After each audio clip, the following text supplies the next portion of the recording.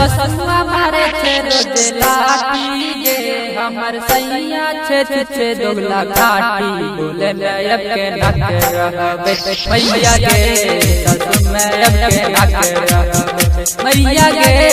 ससुर मैं अब के नाक हमर ससुआ मारे छे रोज लाठी गे हमर सैया छे छे दोगला घाटी बोले मैं अब के नाक रहबे ससुरा में बोले रोजे रोजे मारे भतरा रोजे रोजे पिए निपुतरा केकरा दूनी के चक्कर में परल निपुतरा रोजे रोजे मारे भतरा रोजे रोजे मारे भतरा रोजे रोजे पिए निपुतरा रोजे रोजे मारे भतरा हमर ससुआ मारे छे रोजे लाठी गे हमर सैया छे छे दोगला डीजे गुड्डू राज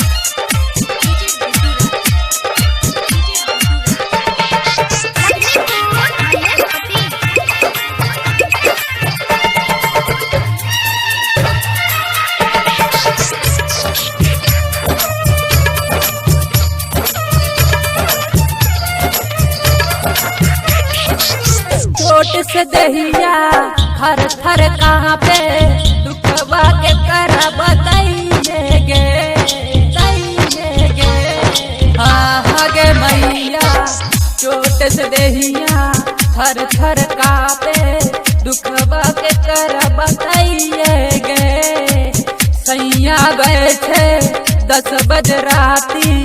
ओकरा के न के बताइए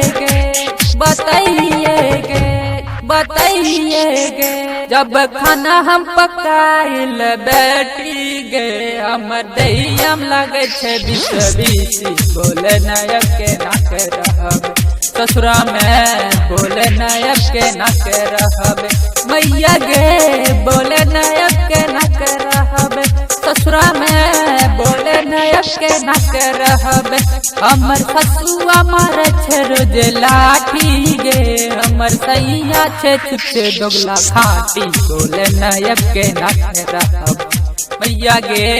बोले नायक के नाक रहबे।